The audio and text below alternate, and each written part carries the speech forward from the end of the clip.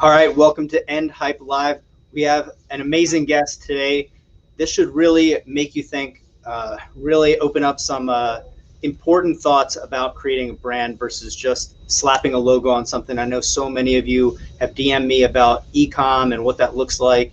And so I brought on a badass for this specific industry that I keep getting messages about. But before I jump into it, just a little bit of housekeeping, right? As you listen to us and you think, damn, I just got some value out of this, share it with a friend. Bring on somebody. If you're listening late and you're on the podcast, leave me a review. But go check out what Ryan's all about. And I'm going to tell you again to do it at the end. But let's get into it. End Hype, transform product ideas into business reality. Ryan, what's up, my man?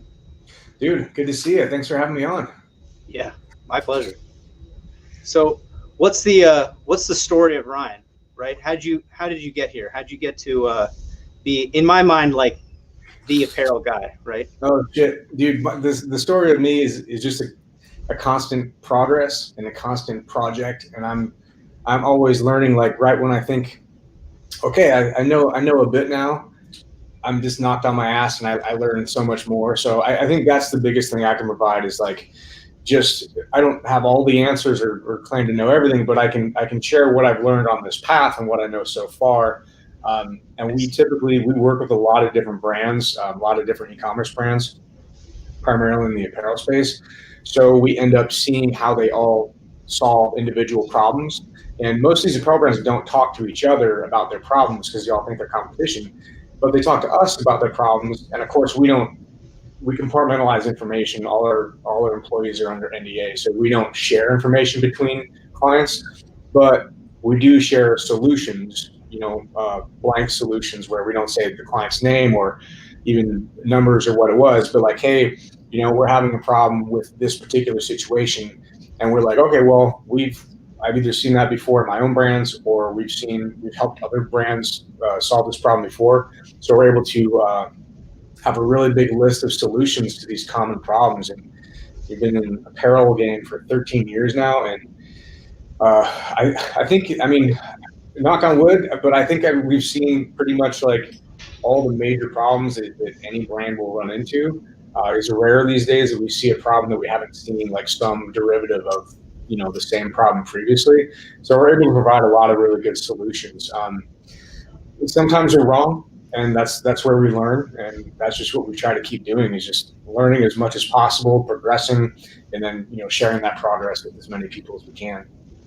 That's awesome. I mean, that's kind of how I feel about manufacturing and product development. It's like bringing a product to market. People always ask, like, have you done a product like this? And I'm like, no, but the structure of a business, it's fairly similar. Like you're going to have scale issues, you're going to have fulfillment issues, you're going to have supplier issues, employee issues. So you see the same like general things over and over and over again. But I'm like, I've never made like a bicycle handle before, right? But you're running a business that happens to sell that thing. So it's kind of, I definitely see that because I know almost nothing about like the apparel side of things, and I know that it's more than just t-shirts, but still like people that I'm sure they have massive scale issues or they have trademark issues or employee issues. So it's just the same flavor. All the above. Yeah. Yeah. But, so like, how did you get into this? I know that you have a military background and you've tried a few things. Like, can you walk us through some of that and kind of how you arrived? Because this is what people find interesting. You weren't 10 years old and you're like, I'm gonna make awesome t-shirts with skulls on them and stuff. And Well, that was cool when we first started, like 2009. We try to put less skulls on things now. It still happens though. But yeah, at the beginning, before I had any business, I was in the military. I've been in the military for 10 years at that point, or almost 10 years, I think, 7 years at that point. And I grew up really, really poor. And I was like, I don't want to be in the military anymore. And I don't want to be poor anymore.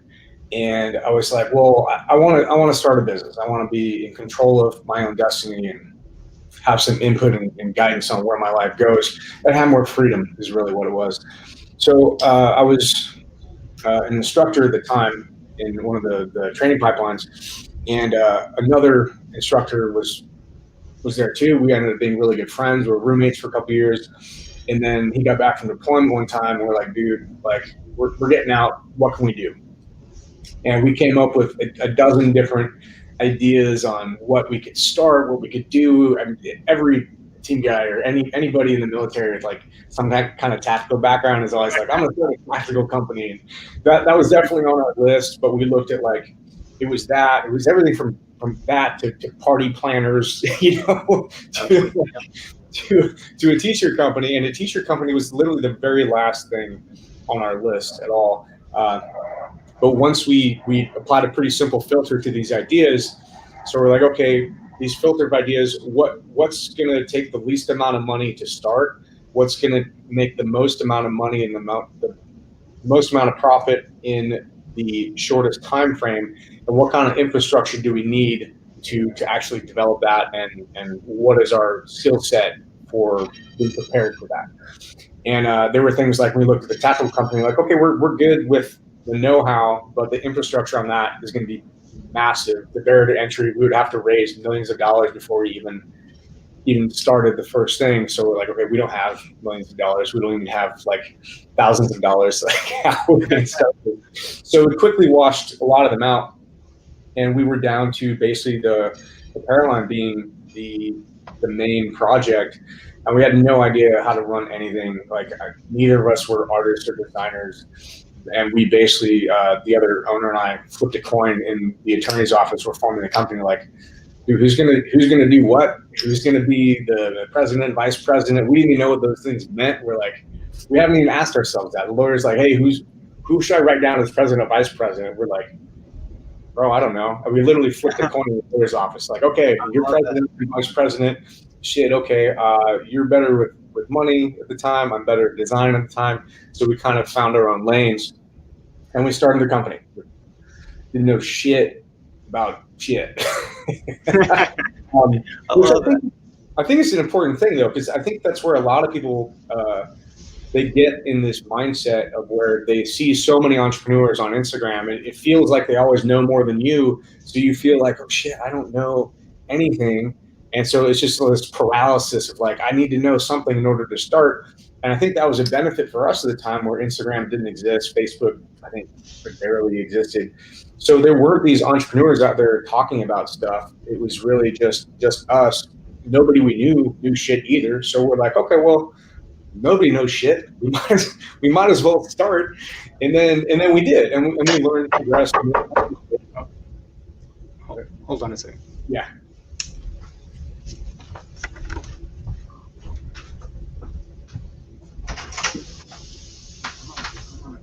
I don't care. Okay. So, I can't go into this stuff.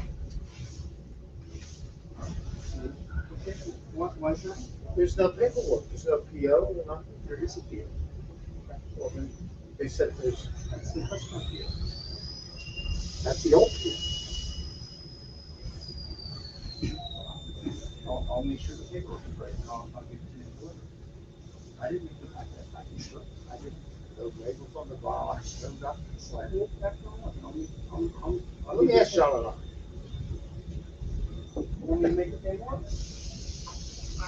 I'll check on it. It says it's for the return. I know it's for the return. We have an open purchase order. We're doing that job right now. We also, they have to let us put the old purchase order on there as well, and the DMR. So we have to modify PO or stuff.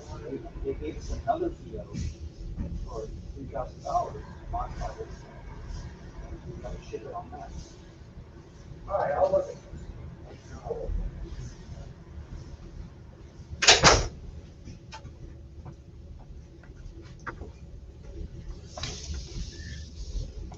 That's business, man. There you go.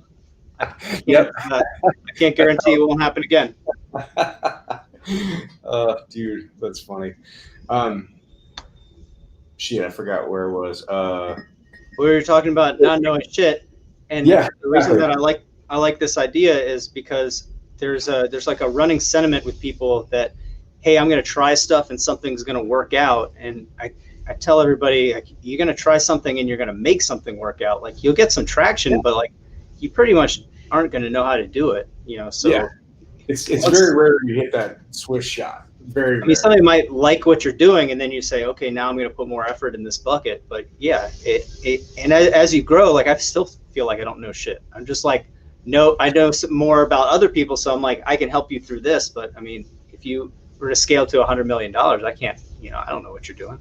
Yeah, and that's exactly what it was. But I think that was really useful for us to, at that point, you know, not know anybody that was doing anything. So there was no barrier to us. We didn't feel like inferior to anybody. And we're like, well, we'll just go through it and see what happens. We lost almost all our money in the first like 9 months, just making mistakes and overpaying for stuff and not realizing like basic terminology and doing what we thought like the big boys were doing, but we were completely wrong with what our interpretation of it was. So we blew through about $70,000 in startup capital that my buddy had sold his house, and we were using that as startup capital. And we almost ran the whole thing to the ground the first year because you know, we were running out of money and making mistakes. And finally we figured out, and we started to get some traction right as we were about to run out of money, and then things started to pick up, thankfully. Basically, we started to make less mistakes.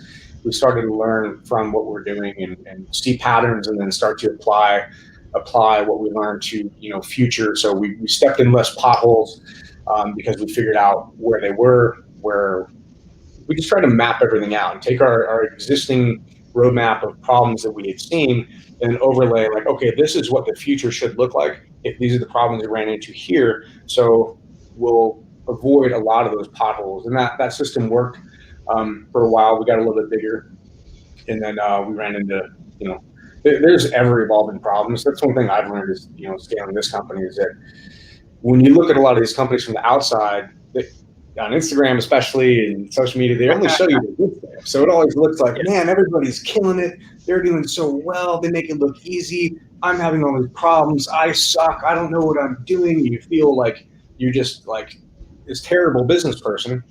And in reality, everybody's dealing with very similar problems.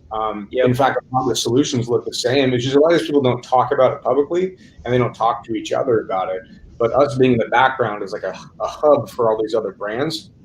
We're the ones that they talk to about it. And we end up seeing these same patterns that like they're all dealing with very similar things. They just don't know that everybody else is dealing with the same shit. That's amazing. Yeah, I definitely could see the value in that. That's like the value of having a mentor or working with an expert in general, right? Is that they've been through that process. And is just as an aside, a pet peeve of mine is people who've done it one time. This happens in the startup world a lot. So they'll get somebody who's made one product and that product is successful. And I'm like, yes, on paper, that person is more successful than I am, right? Than most people that I know are. But they went through this process and they're like, you have to do these things and this is how you triumph. I'm like, you almost went out of business like 8 times. Yeah. And you did it one time and you've never seen what that process looks like in any other market. Like, please don't listen to any of this advice. Like, there's 1,000 dead bodies that this person like walked over, chances of death, and we only know about them because of survivor bias. They're the one time that of events actually worked, right? And they're like, this is how you do it. I'm like, true. Don't. And like from my perspective too, like I started my first apparel line in 2007.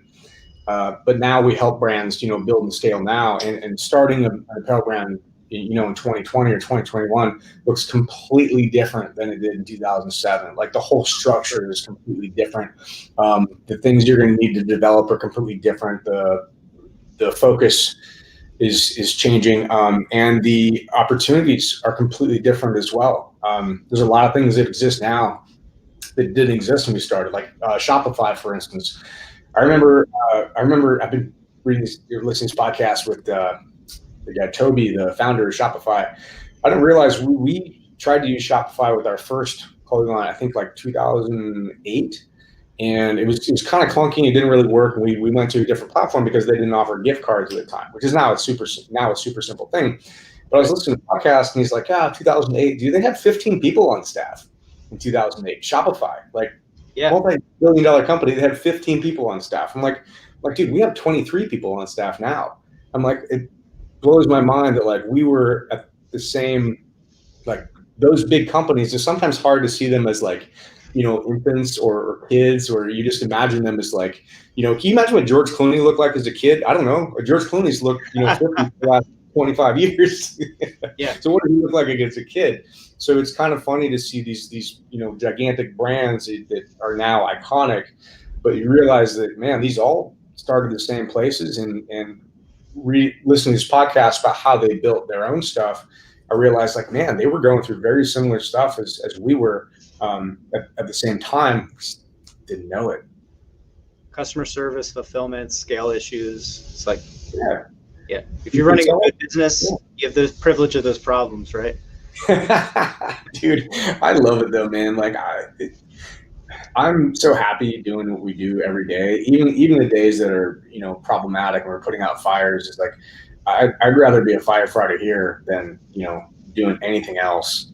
And it's not because of the control aspect of it. It's like, I built this company because I built it around the things that I enjoy, and I enjoy solving problems. So when these things come up and there are issues, I don't really look at them like, they're problems. I look at them as opportunities to improve and, kind of stretch my mind and figure out new solutions.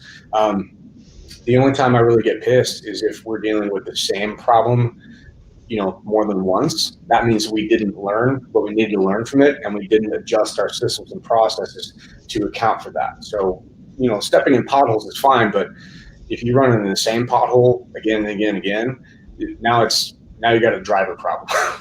Yeah, problems versus processes, right? Yeah. So a theme that I bring up with people on here, on Clubhouse or wherever, is trying to get on the gratitude side of problems, right? So being like, I'm blessed that I'm so busy, or like, hey, yes, this is a problem, but I own that problem. And if I didn't want to have that problem, I could just walk away from it, but I choose that problem to tackle it, and like I benefit from solving it versus something else. So like in my mind I have to, because it sucks, right? I mean, it at the end of the day it sucks, but to get on the other side of it and being like, okay, let's get my head out of my ass. This is my problem to solve. I'm the one that's going to benefit the most out of it. Other people, they'll have a better place to work, or they'll be a part of this journey. The customer will benefit from it, but at the end of the day, like, I have the agency, right? I can, it's my problem. It's my choice to have that problem. So, yeah. And what people don't realize too is like, dude, everybody's got problems, but that's the core of entrepreneurship, is choosing the problems that you want to take on and that you want to, solve. And then money is also a very, very useful tool where some of these problems that you don't really want to solve, like grocery shopping, for instance, right? It's a problem. I don't really want to solve it. We just pay somebody to go to the grocery store for us. Problem fucking solved, right? So, I mean, it does give you the freedom to do these things. And I look at entrepreneurship as the extrapolation of that is you can choose the problems that you want to take on, the ones that you find enlightening or fun or useful, or that you learn from. Because you're totally right. There are going to be those problems that are just a pain in the ass, and you just don't want to do them. And those are the ones that I'm like, okay, we'll push those away. I'm not what I like to do. I'll make Callie do this. And sometimes you're that person for other people too. Like a lot of our clients, we're very analytical and very data driven with what we do. A lot of our clients are more on like the creative side, the branding side. They're more into the artistic side of things. So for us, they don't want to deal with any of the analytics or the data or any of this shit, and they really struggle with it. So they pawn it off on us, and we're like, good. I love this stuff. I love eating data, so we'll take that on all day. And through that relationship of them giving us the problems that they don't want to work on, and us building a machine that is really good at crunching these problems, now we're able to deliver them a compact solution for their problem that benefits them. We benefit through it. There's client relationships and growing, and I think that's been a huge part of what we've done here, is just build out this problem solving capability and try to scale it. Yeah, I'm sure everybody asks you about like launch inventory and like sizing and products, and it's just a raw data, and you're like, I've solved this problem a million times, so I can tell you exactly how to do it, right? You know, surprisingly, that's not what people ask, but they should ask. But because Okay. you come from a mathematical and like data-driven engineering type background, that's what's on your mind, and that's what's Yeah. on my mind. But I don't want to buy a bunch of extra shit. That's basically what. yeah, exactly. No, you're totally right. But the creative side, that's not the problems they think about. Like they're like, oh, how do I get this design from my head onto paper? You know, how do I do the trademark? Even if they're even thinking about a trademark, that's like a higher level conversation than most of the thing I have them. They're like, hey, how do I get this on the platform? And then how do I do the minimal work possible and just get the idea out there, which is great, you know, because that's what apparel brands need. They need a person who's on the front of it, who's pushing it, who wants to do those things. But also an apparel brand that's going to grow also needs somebody with a mindset like you and me on the back end to be like, okay, well, let's push this vision that you created and let's make it actually functional, profitable, and scalable. And now we can actually push it, you know, and build it into something bigger. So I think it really is like a mix of both things we found work most effective. Well, that's the whole concept of Red Blue Collective. Is one is the analytical side, one's the creative side, right? Because if you're making something from nothing, you got to have the both, right? You have to have, you know, there's operations and there's marketing, right? There's sales and there's operations. If you look at any situation like this, it seems that there is a dichotomy there of those two, you know, creative and analytics, right? Yeah. That's why I was like, I think this is great because I come from an engineering and an art background. So, making new stuff, everybody over indexes on one of those sides, and you really need both of those things. So I deal with a lot of engineers, and they're like unconcerned with something having great brand experience, let's say, right? Unboxing and it looking great. I'm like, if you want somebody to share your product on Instagram and show their friends or give it to them as a gift, right? They don't want to give some shit box to their friend as a gift. Yeah. Like, let's just make the experience better. Yeah. So there's like, you know, simple things where they're like really good at figuring out the profitability of a product, but I'm like, let's just get creative and create a continuity program. They're like, what's a continuity program? Like, what can people buy from you once a month instead? And I kind of want to like get into that. It's like you see so many situations. What's a hot tip? Like everybody is they're crazy about e-com right now because of the situation, and everybody's got ideas, but they're like, I want to start an e-com business. And once they ditch drop shipping, it seems like people start getting into white labeling t-shirts, private labeling, and a couple of things. But what's some like Ryan hot tips to get people winning? Man, to be honest, our business is built on, you know, helping brands grow and scale. And if they're going into building a brand because they just want an autopilot product that makes money, the apparel brand is not it at all. Like there's two ways to build an apparel product type company. One is you have basically a marketing company that's really good at marketing that sells t-shirts. So it's not really a clothing brand. It's a clothing line, maybe, you know, it's mainly just a marketing company that sells t-shirts as a product, as a widget. It could be anything. There's no real meaning or whatever. They're just really good at marketing.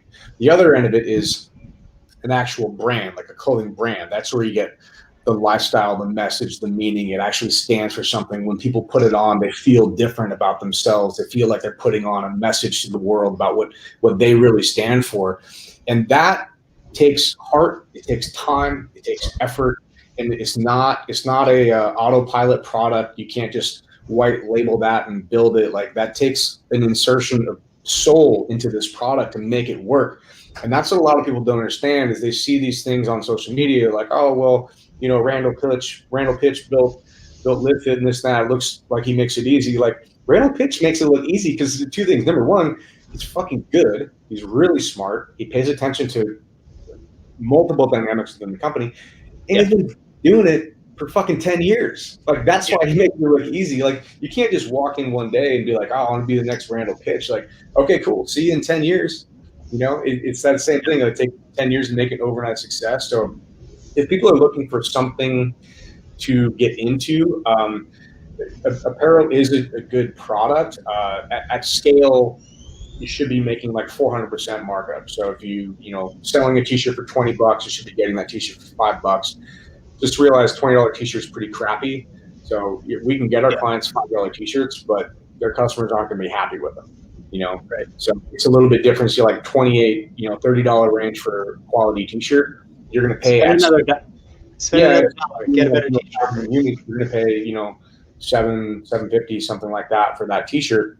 So it's still 400% markup, but that t-shirt at 100 units might be, $15. So you might only make 200% markup in the beginning until the volume gets higher, where your cost of goods goes down to where you really start ramping up the profit margin on it.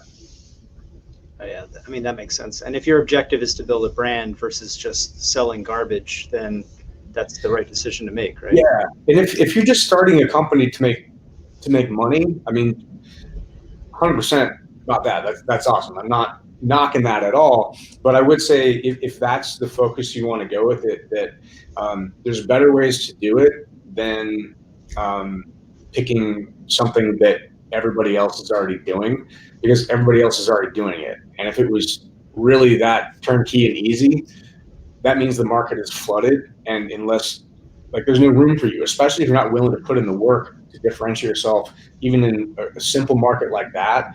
It's just like, there's nothing free, there's nothing easy, there's no turnkey, just like passive income. Like, even the guys who are doing real estate and like passive income real estate, they're working their ass off all the time. They're making deals, they're looking for deals, they're restructuring things. Like, they don't have to go, dig a hole and, build a house, but they're certainly not passive about what they do at all. Yeah, definitely. Like knocking on doors, checking on things, making a million phone calls, for sure. It's work. Yeah, it's just different type of work. And that's what I think is important. Like, you got to kind of determine in the beginning what type of work you want to do. Like we were talking about earlier, what type of problems you want to solve, what type of problems you want to bring into your life. And if you can have these problems that you have a propensity to solve better than anybody else, you might have a business around that. Like, we're really good at solving a very specific set of problems. So what we did is we just found people who that is a valuable solution for, and now those are our clients. We help them grow, they help us grow. It's a great relationship, and that's how we built it. But I would say a lot of people try to, they don't look internally to that, they look externally. What's everybody else doing? When in fact, the easiest thing is just look internally and be like, what are some key things that you really enjoy doing that maybe you're better at than your friends, than your peers? Like, what problems are you good at solving and look at those problems and like, okay, who is having these problems? Would they pay me to solve those problems for them? Now you have a business. It could be in literally anything. Yeah, I like that. There's a couple of takeaways I'm pulling out of this right now, and this is something that, coming from like startup world, that they're obsessed with customer avatars and like making kind of complex breakdowns of like who your customer is going to be and why. And something that really just struck me about kind of our conversation, this came from Zach Babcock, actually, because he was like, yeah, it makes sense if you're a big company, but like, here's what's simple is he was this and now he's this, and everybody that wants to make that transformation, that's his customer, Yeah. Resonate with his character, trying to do his thing. And I look at your stream of customers and I'm like, that's what Ryan's doing, right? I had a clothing company. I figured out a lot of these problems, started solving them for other people, solved them a bunch of times, and then it's easy. So like, I think the most effective thing in brand is to be able to tell the story, and a story of transformation. So I've sold novelty products and I've sold like technical products to the government, right? But in reality, the universal piece is that people are looking to get something out of that transaction that's beyond transactional. It's like state change, like A to B, like I'm trying to become a better version of myself, or like a cooler version of myself, or like identify with a community, or they want something out of it. And if we can pull that story and say like, yeah, like Live Fit, like, you know, the brand, you want to feel a sense of community and belonging and, you know, and connection with that, right? Or you it's your tribal totem to say like, hey, I also know what Randall's doing and I think that's cool, you know. So it could be that simple, or it could be this, you know, transforming lives and entrepreneurs, or, you know, whatever it is. But that story of transformation, that's like what a brand is, right? And Oh, totally. yeah. I mean, you said it in a different way, but I'm like, oh shit, he's saying the same thing. I keep trying to get, people are selling things, and I'm like, but why? Like, why does your thing exist? They're like, I don't know, it's just a thing. I'm like, but you like your thing because you're this person, or you were this person, and now you're this person. And inside that this is like Russell Brunson's epiphany bridge, right? But inside that like journey, your product facilitates that journey, right? And they're like, yeah. And like, and when it helps you, what do you do? And like, I tell everybody about it. I'm like, cool. You see free marketing. You're like, yeah. I'm like, that's what a brand is. It's what you tell other people about another company, right? Dude, yeah, you're nailing it, man. And I think like the things that you're talking about are literally the exact same things that I'm talking about, and exact thing that everybody that we listen to and that we see talk about. We all just say it in a different way because of our background, but really what we're talking about is the same concept, the same thing. And that's why like the number one thing I always tell new apparel brands when they come to us, like, I want to start an apparel brand, or like, I want to gain traction with this, is the number one most important thing to keep in mind is that apparel brands don't actually sell apparel, which sounds weird, but tell me more.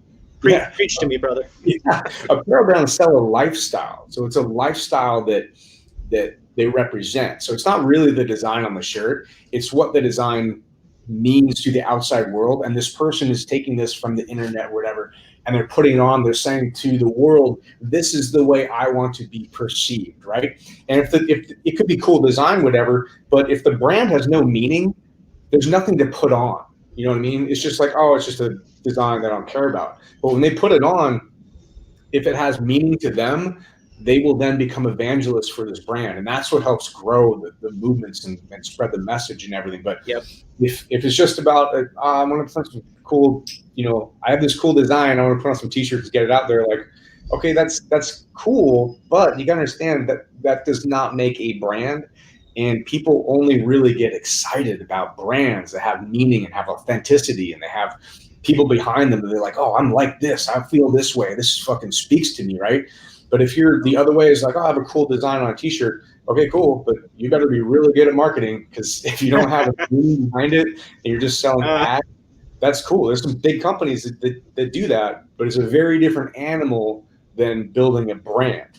I think I much prefer the brand way. I think it's much more fulfilling, and I'm just not that good at ads. So for me, I'm like, it's a whole different world I'm just not good at. So I'm just gonna stick with the brand. I tell people I'm too lazy to run a business like that. I just want other people to sell stuff for me, because you just sell something worth sharing.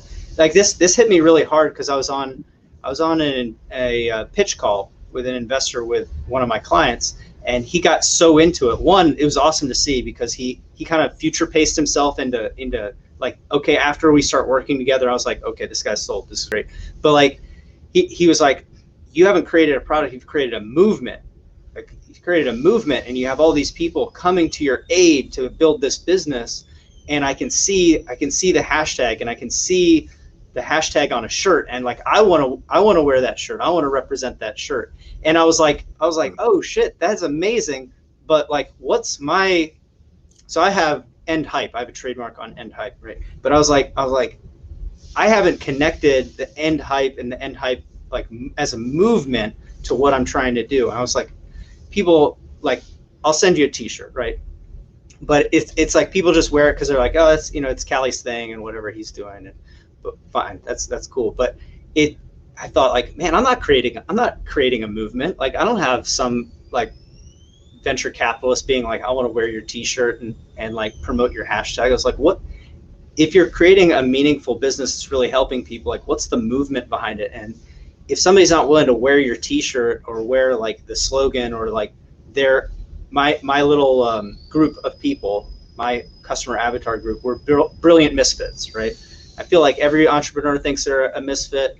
Everybody that is my friend or that's around me, like we haven't had that linear plan to life, like where everything just kind of just went from A to B to C. And I feel like a lot of entrepreneurs are like that. So when I speak to people, I'm like the brilliant misfits, right? And how boring would it be if everything went right? well, I think if everything went right, you wouldn't be like, well, let me upheave my life and create this business out of nothing. Like but deal think with all about these how boring problems. that story would be, though. Like if everything went right, and you're like, "Hey, I started a business and we made $1 million, and now I sit by my pool with margarita all day." Like, nobody wants to read that book. That's fucking boring. Nobody's related to it. Everybody has fucked up lives. People say like, oh, if it was easy, everyone would do it. But like, here's the counter to this, and this is a weird like a brain thing, like how your brain works. Your brain like seeks out those challenges, right? So if it was easy, you wouldn't want it. It's not that everyone would have it. You wouldn't even recognize it as an opportunity. Maybe everyone has it or not, right? It's like breathing oxygen, right? Everyone has it. You don't think about it. But if it was easy, you wouldn't want it, right? You'd want something else. So that's like something I like goes in the back into my brain over and over again. But well, humans need challenges. We need strife. We need conflict. Like in that movie, The Matrix, where they said, "Oh, this is like the fifth iteration of the Matrix, or whatever." But they're like, "Oh, in the first Matrix, like we made it and everything was perfect and everybody was happy, and you humans fucking totally rejected it because you guys need conflict." I'm like, dude, that makes complete sense, and that's why you see all these people like, you know, the curse of winning the lottery. Like, oh, I just need money. Money's to solve my problems. Here you go. Here's money. Guess what? I got more problems. Because people, even if your life is perfect, you're going to have something that you're going to complain about, or that's imperfect, or that bothers you, whatever it is. Now that's going to be different, right? If you're, you know, living a life where like you can't even put food on the table, your problems are different than a person like, oh, I broke my nail on my Porsche or whatever, you know, very different problems. But the perception of those problems can sometimes be equal, even though the relativity is very different. So that's why I think like it's important to choose, like we were talking about earlier, it's really important to choose the problems that you want to have, because you have to understand there is no level where you don't have problems. Like it just doesn't exist. So you're better off just choosing the problems that you want to have. They're going to get you closest to your happiness state. And that's another thing that I think a lot of people, when they're first starting out, don't even think about is, you know, starting a business, great, to do what? You know what I mean? What do I want the business to do? Tim Ferriss was fantastic at this. Really kind of jogged my mind in the very beginning. It was like, okay, why do I want to start a business? And I was like, okay, to make money so that I can afford the experiences, to enjoy life with the maximum freedom that I want to do. I want to be able to, you know, go grab my wife and go to, you know, dinner in fucking Chamonix, France, or something like that. Am I there yet? Hell no. I don't have a jet. I can't go fucking to Chamonix, whatever. But it's important to think like, okay, what do I want? Ultimately, I want the freedom to experience life and have zero or minimal limitations on that experience. So most things in life take money to do that. Like if you want to go have dinner in Chamonix, France, like, okay, well, that's going to be fucking expensive. So what do I need to create that makes enough money that I can have that experience to my life, right?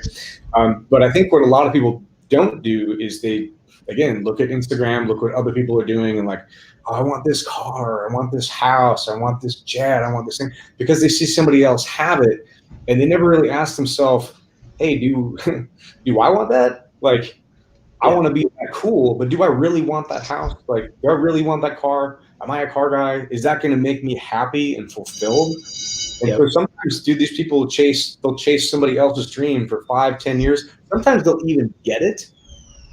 And then they find out after they achieve it, you know, sitting in that car, like, fuck, this isn't what I thought it was. And they look back the last 10 years and they feel unfulfilled and unhappy. And that's why I think it's so important in the beginning to really map out, like, ask yourself that tough question, like, what really makes me happy? Because if happiness to you is, you know, a 500 square foot cabin in the woods and, you know, a white picket fence and 2 kids and a steady job and a house, dude, that's awesome. There's absolutely nothing wrong with that. That's a lot of people's version of happiness. And I think if more people are just self-aware enough to be like, hey, I don't need to chase somebody else's dream. This is what I want, and I'm going to go for this. I think a lot of people will be way happier than just chasing all this other shit. Like I know what I want, but I know the reason why I want it too. I think a lot of people don't have that.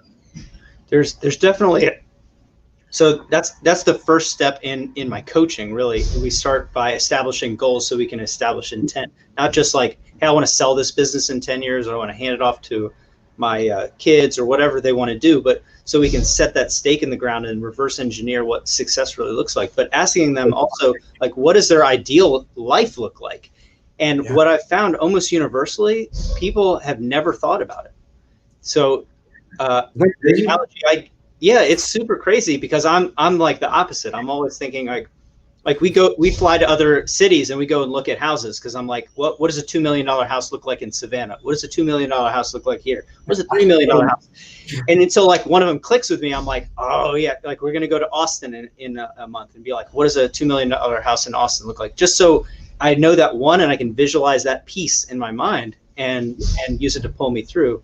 So I call this pulling the noodle versus pushing the noodle, right? You can't push a noodle, you can pull a noodle though. So like, your point.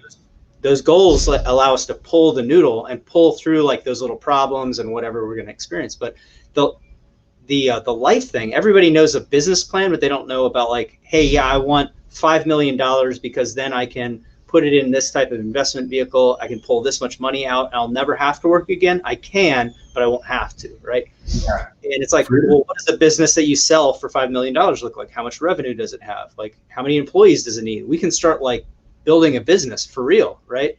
How long is $5 million going to last you too? Because it's a 25, $5 million ain't going to last you fucking the rest of your life, you know? Especially if you're 25 in 2021, like, dude, you might live to be 100 years old. $5 million ain't going to last you, 75 years. Like it might, but is that the life that you want to live? You know what I mean? So now you ask yourself like, okay, what am I going to do with this $5 million? What's next for me? Same thing. What problems do I enjoy solving that I can use this $5 million to grow and solve bigger problems? But dude, you're totally right, man. I'm totally understand. I wish more people ask themselves these questions, because I think more people would be a lot happier with the work that they put into themselves and their businesses. Like I had a guy he was obsessed with getting that super Corvette, right? That's like his motivator. I'm going to get this badass Corvette. It's going to be more badass than his dad's. That was his whole thing. And I'm like, that's awesome that you're motivated like that, but we can go to the track. Like my buddy owns that Corvette, but like you can go to the track and we can just rent the Corvette, and you can just step on the gas and you'll realize that it's fast. It handles like garbage, but if that's what you like and you love it, like it's going to become 10 times as powerful, or you're going to have to find another motivator. And then it's like, it hadn't occurred to him that you could just go on Turo or go to the track and like try it, like taste that dream, right? And you taste it and you'll say, I love it. He'd never driven the car, right? He just thought it looked cool. His dad had one. And so like you can make it real and make it a true, like instead of inspiration or motivation, like a true drive. Or you just try it and be like, yeah, I mean, it's a car, it's all right. But like in a year, you're not going to care about it really the same way as you will that once. That worked out. Yeah. But that's a great idea to test it, to be like, hey, do I really want this? I think for me, like I bought a Lamborghini a couple of years ago, and I bought it in like 2016, I think. And I had it for 2.5 years, and it was a big shift for me because I, grew up without a lot of money.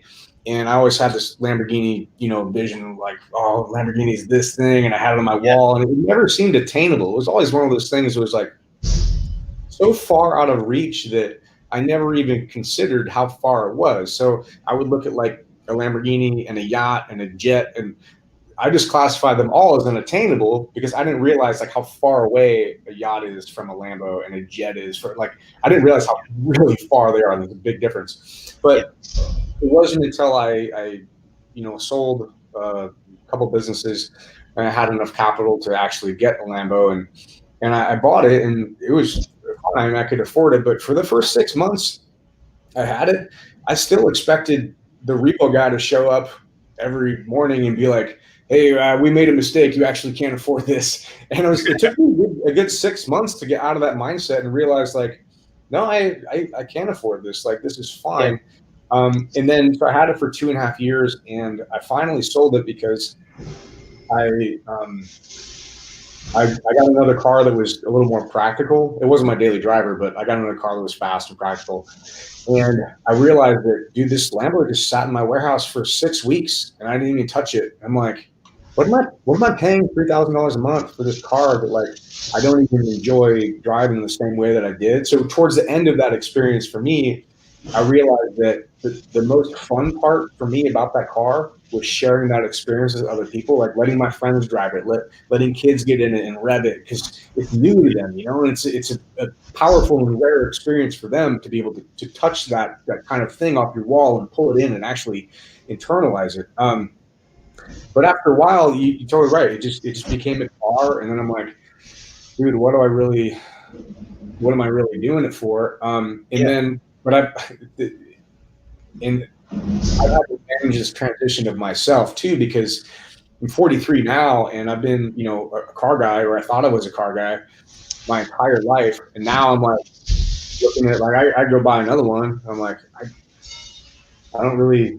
I mean, I kind of want to, but then I'm like, I can't think of a single time in the last 3 months that I would have actually driven it. You know, it's kind of what I want to have in the garage, but I'm like, why the fuck do I want this thing?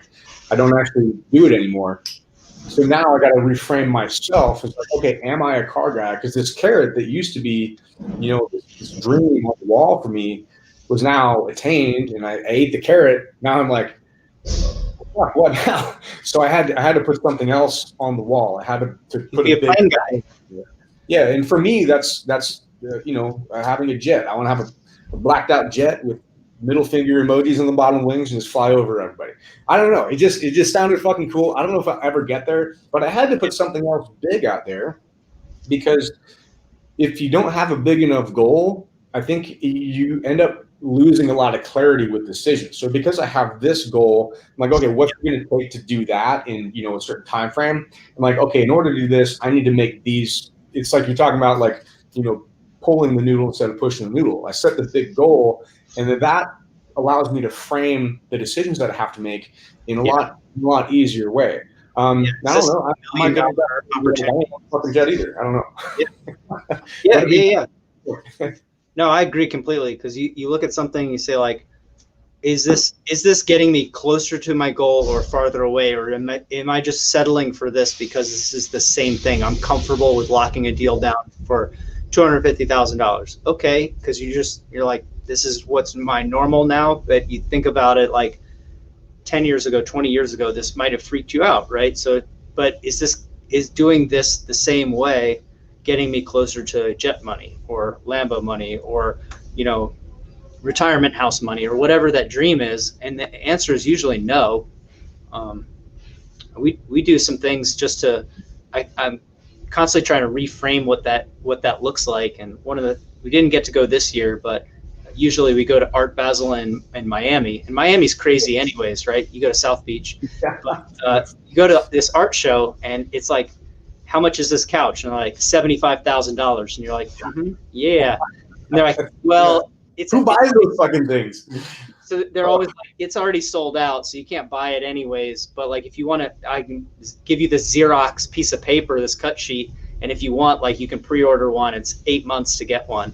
And you think, like, damn, these people are selling this from this half-ass Xerox cut sheet that, you know, and like, I'm like, what am I even doing? Like, I'm working my ass off and providing something. If I had to make that, I would never think that's a $75,000, a $7,500 couch. You're like, wow, that's a nice couch, right? And so it reframes, like, money is a construct, and like, those dreams are obtainable because some dude pulled up in his, you know, $100 million yacht and was like, we need some $75,000 couches in this place. Like, you know, just bought them all up. It's relative, and for him, probably spending $75,000 is like you and me spending $75. We're like, okay, cool, looks good, worth $75. Totally relative.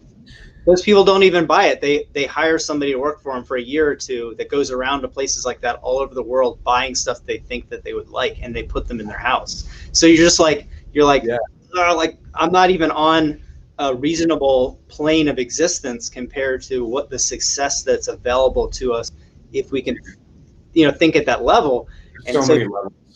yeah, there's just levels to everything.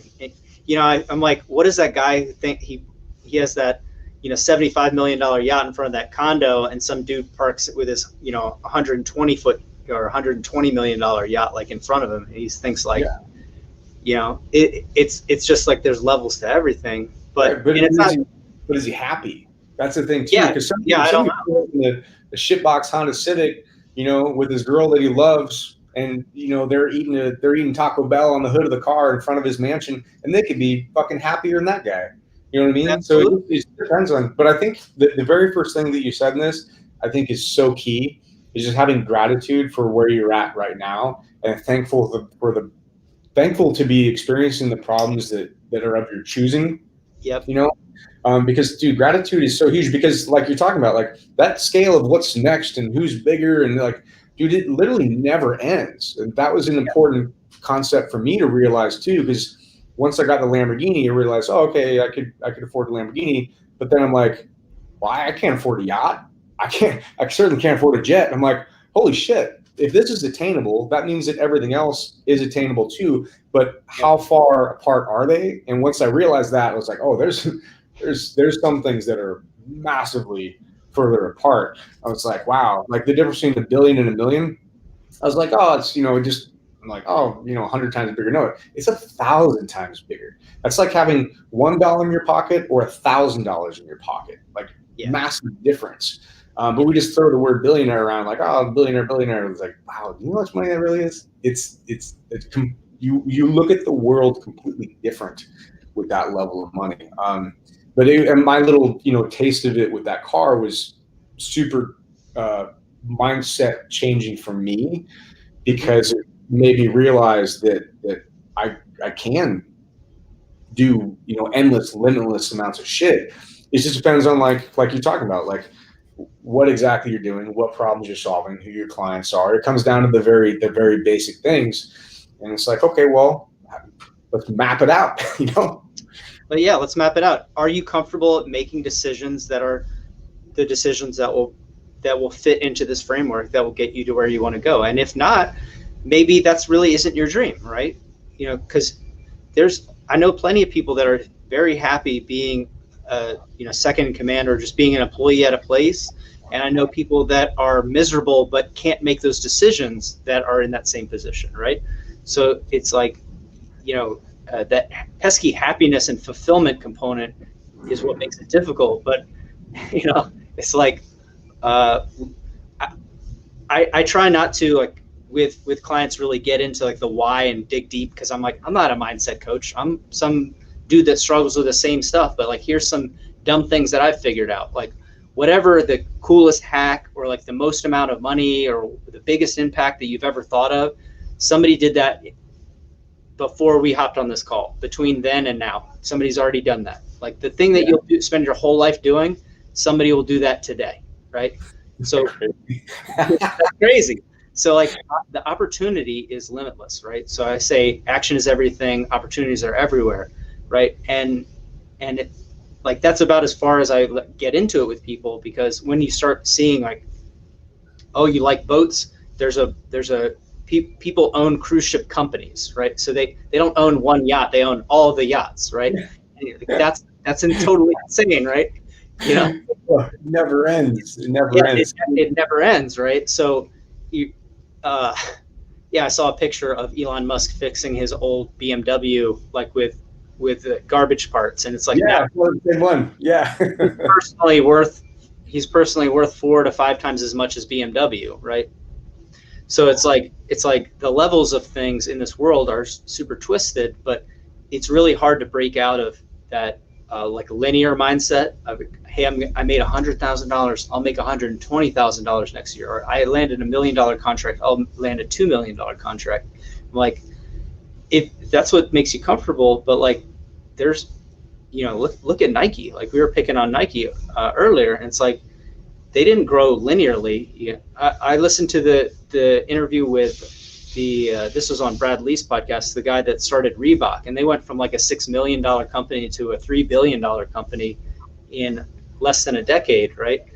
And the decisions that they had to make at that level to keep up in the 80s with that kind of growth, you think, what does that look like? Most people, when given those opportunities, would just be like, they'd make the wrong decisions, right? And I'm sure he made wrong decisions, but it's like, what does a $1 billion decision in that look like? And it's like, looks like a big yacht.